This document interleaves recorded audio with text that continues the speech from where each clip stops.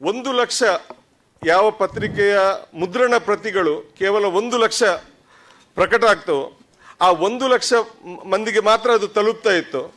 ಅದೇ ಪತ್ರಿಕೆ, ಅದೇ ಮಾಹಿತಿ, ಅದೇ ವಿಚಾರಗಳು ಇವತ್ತು ಮೊಬೈಲ್ ಫೋನ್ಗಳ ಮೂಲಕ ಅಥವಾ ಹೊಸ ತಂತ್ರಜ್ಞಾನದ ಮೂಲಕ ಕೋಟಿಗಟ್ಟಲೆ ಮಂದಿಗೆ ತಲುಪ್ತಾ ಇದ್ದು.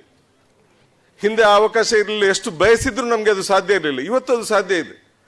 ಪ್ರಸಾರ ಅಂತ ಹೇಳಿದ ಕೂಡಲೇ ಹಿಂದೆ ಎಷ್ಟು ಪ್ರತಿಗಳು ಮುದ್ರಣ ಆಗ್ತವೆ ಅಂತ ಕೇಳ್ತಾ ಇದ್ರು.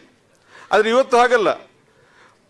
ನಿಮ್ಮ ಪ್ರಿಂಟೆಡ್ ಕಾಪೀಸ್ಗೆ ಹೋಲಿಸಿದ್ರೆ ಅದರ 10, 20 ಅಥವಾ 100 ಪಟ್ಟು ಹೆಚ್ಚು ಜನರಿಗೆ ತಲುಪುವುದು ಅದು ಈ ಹೊಸ ತಂತ್ರಜ್ಞಾನದ ಮೂಲಕ. ಆದ್ದರಿಂದ ಹೊಸ ತಂತ್ರಜ್ಞಾನವನ್ನು ನಾವು ಪ್ರೀತಿಯಿಂದ, ಆದರದಿಂದ ಸ್ವಾಗತಿಸಬೇಕು. ಮತ್ತು ಅದು ನಮ್ಮ ನಮ್ಮ ನಮ್ಮ ಉಳಿವು ಇರುವುದು ಅದರಲ್ಲೇ, ಆ ಪಾಸಿಟಿವ್ ಆಟಿಟ್ಯೂಡ್ನಲ್ಲಿ.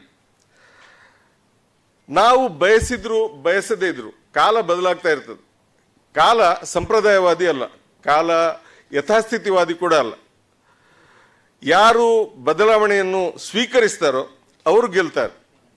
ಈ ವಾಸ್ತವವನ್ನು ಯಾರು ಅಂಗೀಕರಿಸ್ತಾರೋ ಅವರು ಗೆಲ್ತಾರೆ. ಇನ್ನು ಬದಲಾವಣೆಯನ್ನು ಯಾರು ಹೇಗೆ ಬಳಸ್ತಾರೆ ಅನ್ನೋದು ಮುಖ್ಯ. ಪತ್ರಕರ್ತರಿಗೆ ಯಾರು ಉಪದೇಶಿಸಬೇಕಾಗಿಲ್ಲ. ಪ್ರಜ್ಞಾವಂತ, ಸಂವೇದನಾಶೀಲ ಪತ್ರಕರ್ತರಿಗೆ ಗೊತ್ತಿದೆ, ಹೊಸ ಯಾವುದೇ ಯುಗ ಬಂದಾಗ, ಹೊಸ ತಂತ್ರಜ್ಞಾನ ಬಂದಾಗ, ಹೊಸ ಸಾಧನಗಳು, ಉಪಕರಣಗಳು ಬಂದಾಗ ಅದನ್ನು ಸಮಷ್ಟಿ ಹಿತಕ್ಕಾಗಿ ಹೇಗೆ ಬಳಸಬೇಕು ಅಂತ ಅವರಿಗೆ ಗೊತ್ತಿದೆ ಮತ್ತು ಬಹಳ ಸಮರ್ಥವಾಗಿ ಅವರು ಅದನ್ನು ಆ ರೀತಿ ಬಳಸ್ತಾ ಇದ್ದಾರೆ. ಒಂದು ತಂತ್ರಜ್ಞಾನ ಬಂದಾಗ ಹಳೆ ತಂತ್ರಜ್ಞಾನಕ್ಕೆ ಜನರು ಶ್ರದ್ಧಾಂಜಲಿ ಅರ್ಪಿಸ್ತಾರೆ. ಉದಾಹರಣೆಗೆ ಟಿವಿ ಮಾಧ್ಯಮ ಬಂದಾಗ ಅನೇಕರಿಗೆ ಬಹಳ ಭಯ ಇತ್ತು, ಏನಂದ್ರೆ ಇದು ಮುದ್ರಣ ಮಾಧ್ಯಮ ಮುಗೀತು ಅಂತ. ಅದಕ್ಕಿಂತ ಮುಂಚೆ ರೇಡಿಯೋ ಬಂದಾಗಲೂ ಹಲವರಿಗೆ ಹೆದರಿಕೆ ಇತ್ತು. ರೇಡಿಯೋದ ಮೂಲಕ ಜನರು ಸುದ್ದಿ ಕೇಳಲಿಕ್ಕೆ ಆರಂಭಿಸಿದಾಗ ಇನ್ನು ಮುದ್ರಣ ಮಾಧ್ಯಮದ ಯುಗ ಮುಗೀತು ಅಂತ. ನಿಜವಾಗಿ ರೇಡಿಯೋದ ಯುಗ ಮುಗಿಯಿತು, ಮುದ್ರಣ ಮಾಧ್ಯಮ ಹಾಗೇ ಇದೆ. ಟಿವಿ ಬಂತು, ಅದು ಈಗ ಆಲ್ಮೋಸ್ಟ್ ಅದರ ಕೊನೆಯ ಹಂತದಲ್ಲಿದೆ. ಪತ್ರಿಕೆ, ಮುದ್ರಿತ ಪತ್ರಿಕೆ ಜೀವಂತವಾಗಿದೆ ಮತ್ತು ಬಹಳ ಶಕ್ತಿಶಾಲಿಯಾಗಿದೆ, ಸಜೀವವಾಗಿದೆ, ಪ್ರಭಾವಶಾಲಿಯಾಗಿದೆ. ಜಪಾನ್ನಂಥ ದೇಶ ತಂತ್ರಜ್ಞಾನದಲ್ಲಿ ನಮಗಿಂತ ತುಂಬ ಮುಂದೆ ಇರುವಂಥ ದೇಶ ಮತ್ತು ಬಹಳ ಸಣ್ಣ ದೇಶ. ಅಲ್ಲಿ ನೀವು ದಿನಪತ್ರಿಕೆಗಳ ಮುದ್ರಿತ ಪ್ರತಿಗಳ ಪ್ರಸಾರ ನೋಡಿದರೆ ಅಲ್ಲಿ ಕುಸಿತ ಆಗಿದೆ. ಆದರೆ ಈಗಲೂ ಬಹಳ ಗಣ್ಯ ಪ್ರಮಾಣದಲ್ಲಿ ಜನರು ಕೈಯಲ್ಲಿ ಪತ್ರಿಕೆ ಹಿಡಿದು ಓದ್ತಾರೆ. ಅದು ಸಾಧ್ಯ ಇಲ್ಲದವರು ಮೊಬೈಲ್ನಲ್ಲಿ ಪತ್ರಿಕೆಗಳನ್ನು ಓದ್ತಾರೆ. ಸೊ ಇದು ನಮ್ಮ ಮಟ್ಟಿಗೆ ಒಳ್ಳೆಯ ವಿಷಯ. ಮತ್ತು ಬೇರೆ, ನಾನು ಈ ಡಿಜಿಟಲ್ ಯುಗದ ಆಯುಷ್ಯದ ಬಗ್ಗೆ ನನಗೆ ಸಂಶಯ ಇರೋದು ಅದಕ್ಕೆ. ಯಾಕಂತ ಹೇಳಿದರೆ ಮುದ್ರಣ ಮಾಧ್ಯಮದಷ್ಟು ಆಯುಷ್ಯ, ಮುದ್ರಣ ಮಾಧ್ಯಮ ಶತಾಯುಷಿ ಮಾತ್ರ ಅಲ್ಲ, ಡಬಲ್ ಶತಾಯುಷಿ. ಅದು ಎಲ್ಲರೂ ಬಂದರೂ ಅದು ತನ್ನ ಸ್ಥಾನದಲ್ಲಿ ಉಳಿದುಕೊಂಡಿದೆ ಮತ್ತು ಬೆಳೀತಾ ಇದೆ. ನೋಡಿ, ಇತ್ತೀಚಿನ ಒಂದು ಅಂದಾಜಿನ ಪ್ರಕಾರ ಇವತ್ತು ಪ್ರಿಂಟ್ ಮೀಡಿಯಾದ ಟೋಟಲ್ ಟರ್ನ್ ಓವರ್ ಸುಮಾರು 300 ಬಿಲಿಯನ್ ಇದೆ.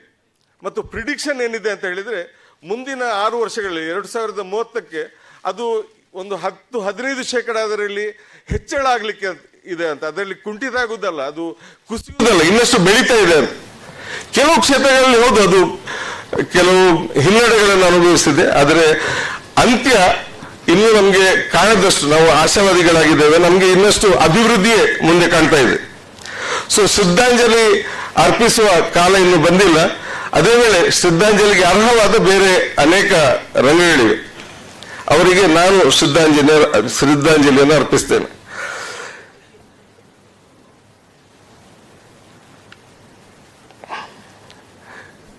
ಮಾಧ್ಯಮ ರಂಗದವರು ವಿಶೇಷವಾಗಿ ಹೊಸ ತಂತ್ರಜ್ಞಾನ ಬಂದಾಗ ಇನ್ನು ನಮ್ಮ ಪಾತ್ರ ಏನು ಅಂತ. ನಿಜವಾಗಿ ಪತ್ರಕರ್ತರ ಪಾತ್ರ ಅದು ಕಾಲವನ್ನು ಅಥವಾ ತಂತ್ರಜ್ಞಾನವನ್ನು ಅಥವಾ ಸಾಧನಗಳನ್ನು ಅವಲಂಬಿಸಿರುವುದಿಲ್ಲ. ಸಾಧನ ಯಾವುದೇ ಇರಬಹುದು ಮತ್ತು ನಮಗೆ ಯಾವುದೇ ಸಾಧನದ ಬಗ್ಗೆ ಅಸೂಯೆ ಇಲ್ಲ. ಪತ್ರಕರ್ತರ ಕೆಲಸ ಮಾಹಿತಿಯನ್ನು ವಿಶ್ವಾಸಾರ್ಹವಾದಂಥ, ನಂಬಲರ್ಹವಾದಂಥ ಮತ್ತು ರೆಲೆವೆಂಟ್ ಆಗಿರುವಂತಹ ಮಾಹಿತಿಯನ್ನು ಸಮಾಜಕ್ಕೆ ತಲುಪಿಸುವುದು. ಅದೇ ರೀತಿ ಸಮಾಜಕ್ಕೆ ಸದ್ವಿಚಾರಗಳನ್ನು ತಲುಪಿಸುವುದು, ಸಮಾಜವನ್ನು ಸದಾ ಜಾಗೃತ ಸ್ಥಿತಿಯಲ್ಲಿ ಇಡುವುದು, ಇದು ಮಾಧ್ಯಮಗಳ ಕೆಲಸ. ಅದಕ್ಕಾಗಿ ಮಾಧ್ಯಮ ಕಾಗದವನ್ನು ಅವಲಂಬಿಸಬೇಕಾಗಿಲ್ಲ. ಕಾಗದದ ಯುಗದಲ್ಲಿ ಕಾಗದವನ್ನು ಬಳಸಿ, ಬೇರೆ ಉಪಕರಣಗಳು ಬಂದಾಗ ಅವುಗಳನ್ನು ಬಳಸಿ ಮಾಹಿತಿಯನ್ನು ಮತ್ತು ಸದ್ವಿಚಾರಗಳನ್ನು ಪತ್ರಕರ್ತ ಸಮಾಜಕ್ಕೆ ತಲುಪಿಸ್ತಾ ಇರಬಹುದು.